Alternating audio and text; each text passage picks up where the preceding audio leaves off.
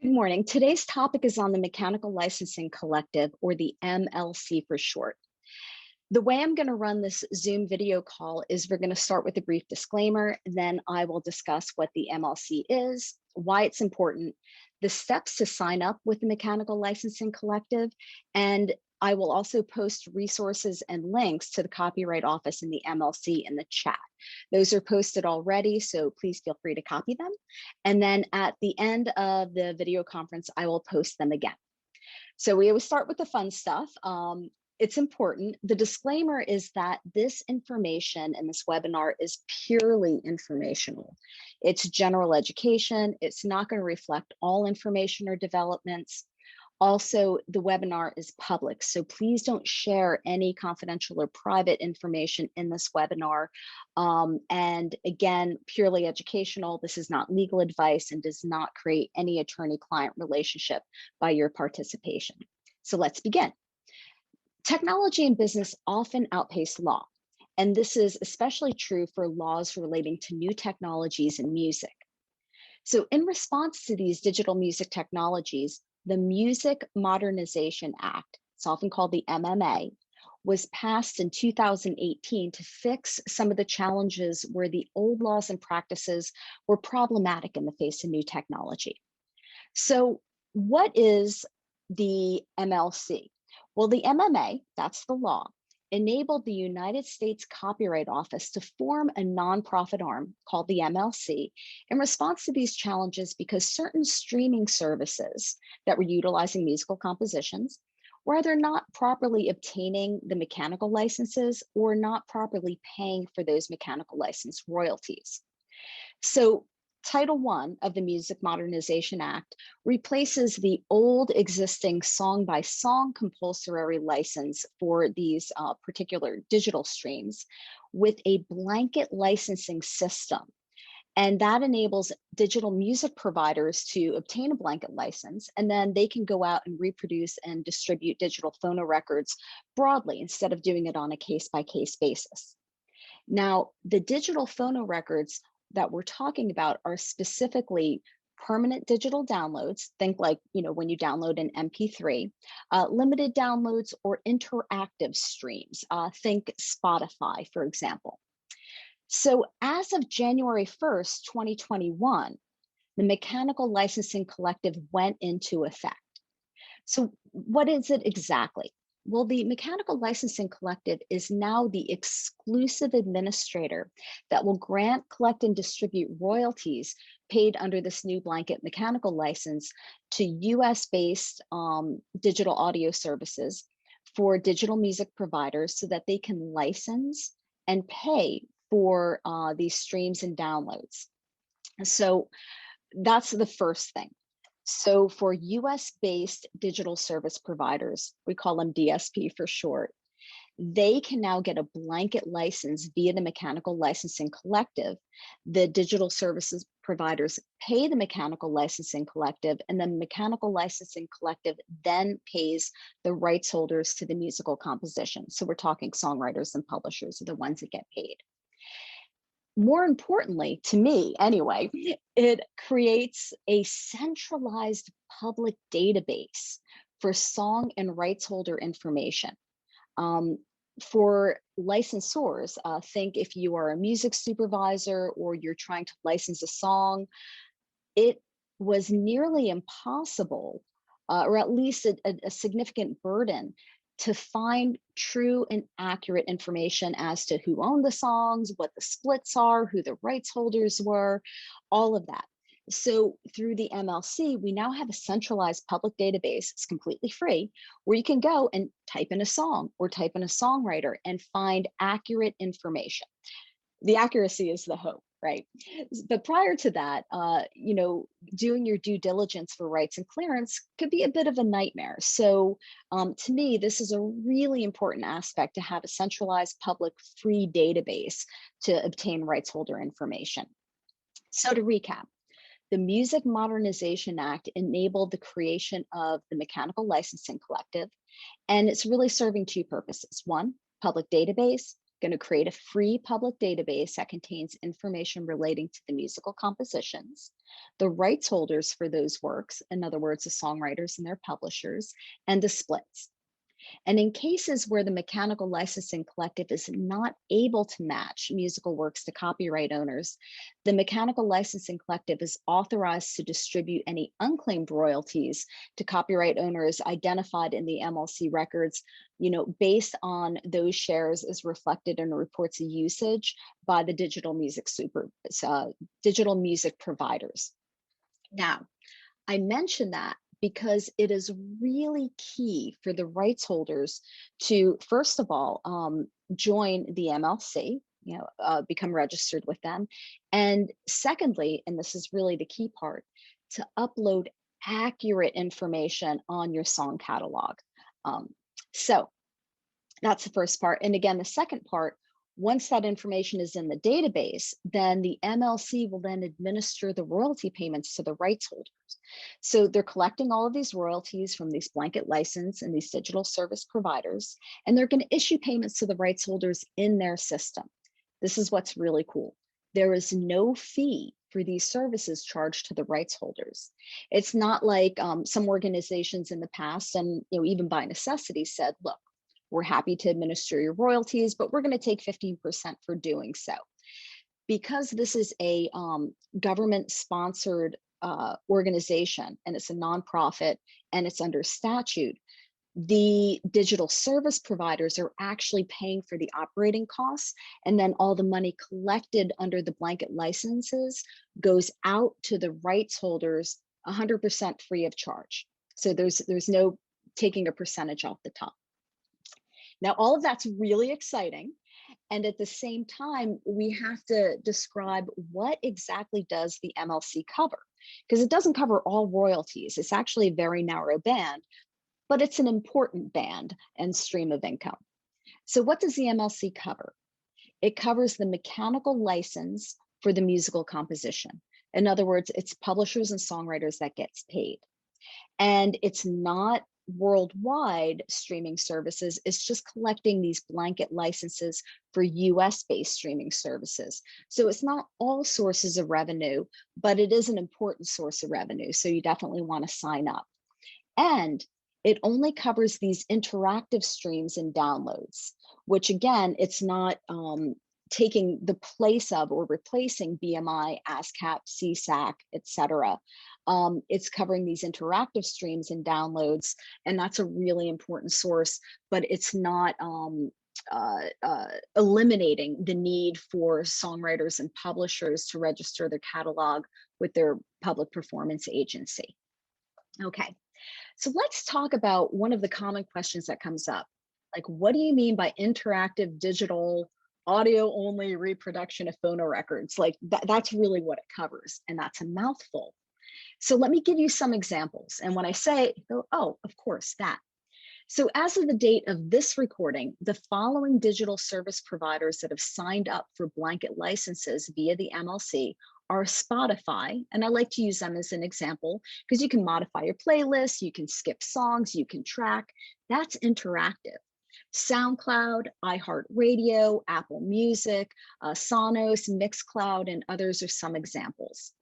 So when you can make a playlist or skip songs or repeat songs, that's interactive. And these digital service providers are paying the blanket license fee collected by the MLC. MLC then redistributes those blanket license royalties to the rights holders of the music compositions. Great. So while the MLC covers this very important revenue stream, specifically mechanical royalties for US-based interactive digital music service providers, it doesn't cover other revenue streams. So let me talk about them so you can see the difference. Non-digital uses. So if you are still pressing vinyl, then physical product is still subject to the same prior law for compulsory mechanical licenses on a song-by-song basis. That's another topic for another webinar, but just know if you are producing and reproducing and manufacturing physical product, you need a traditional mechanical license under the old and still valid law. Okay. Now, this law is for mechanical license audio only interactive streams and downloads for the reproduction and distribution of musical composition. Again, I refer back to Spotify as an example. Okay, what doesn't it cover?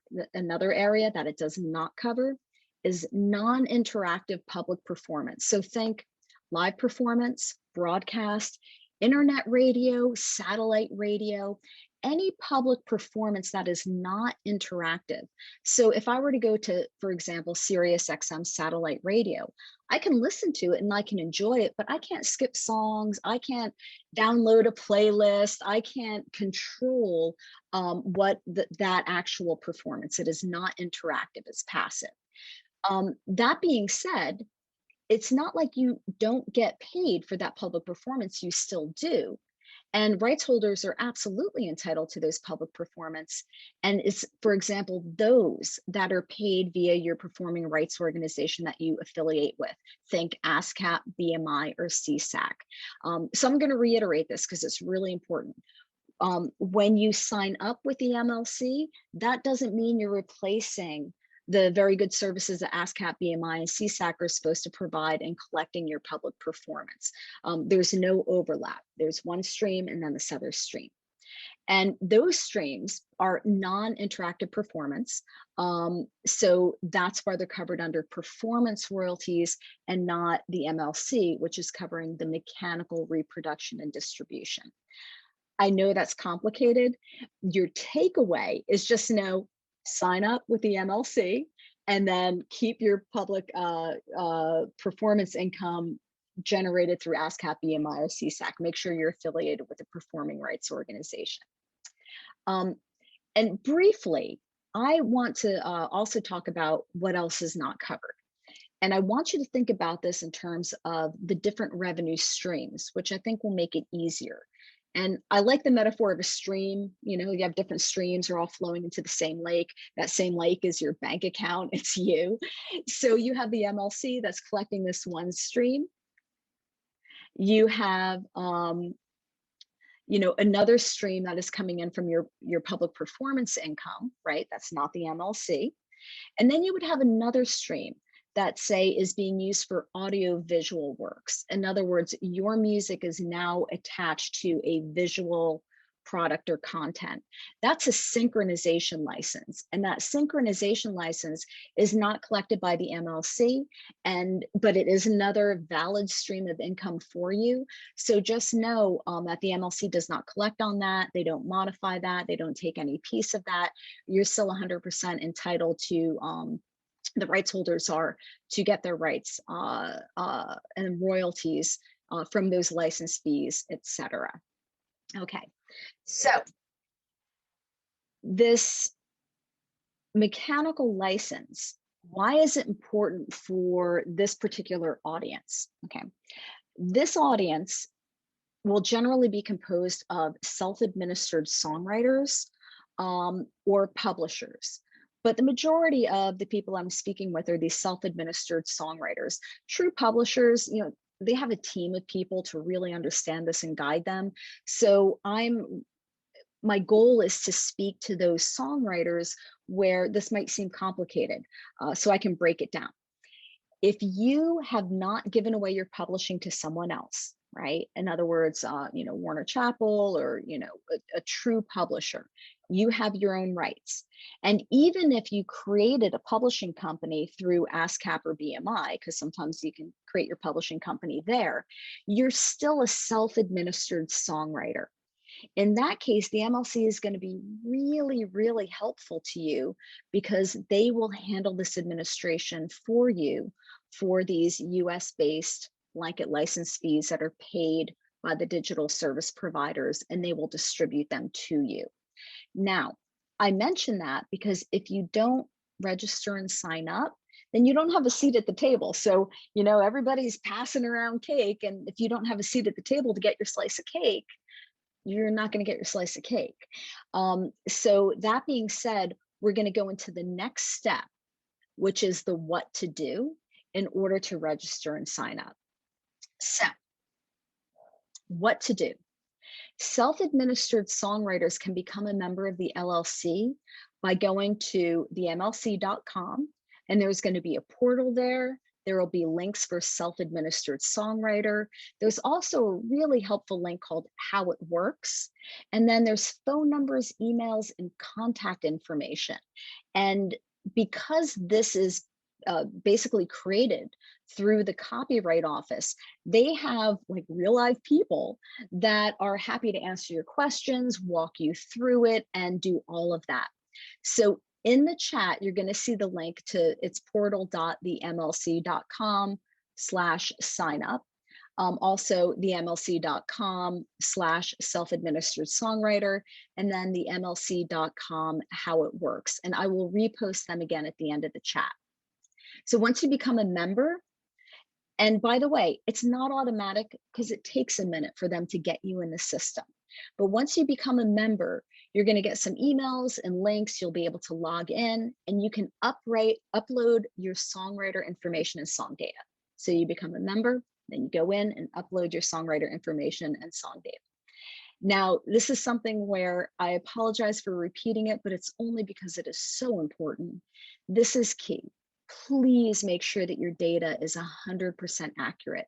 If you have co-writers on a song, reach out to them, confirm the splits, confirm that their songwriter information is accurate, confirm that you're spelling their name correctly, confirm, if it's a Jane Smith, right? That particular songwriter, Jane Smith, may have registered her songs in other databases as Jane and then her middle name and Smith, so that she's not confused with others. So you want to match and mirror what your other songwriters are doing, and you don't want to put in any inaccurate information as to your splits. Here's why. If the information is inaccurate, guess what? The MLC is going to get conflicting data, and they're not going to pay anybody until they know that who they're paying is correct. So you may inadvertently create a delay by uploading wrong information. And the MLC is really, really relying on the songwriters and publishers to upload the information and make sure that their facts are straight up front. So the resources and links are going to be in the chat. And this is going to conclude the webinar portion of this call. I will be doing follow-up webinars on this subject and other subjects relating to music law and intellectual property. And at the end of this recording, I'm going to end the recording, and I will open up the mics for Q&A. And again, friendly reminder, this is educational information only. It's not legal advice. You're welcome to ask general questions in the Q&A, but please do not share any confidential or private information. And remember that this is a public forum. Thank you so much. I will open up the Q&A in just a minute.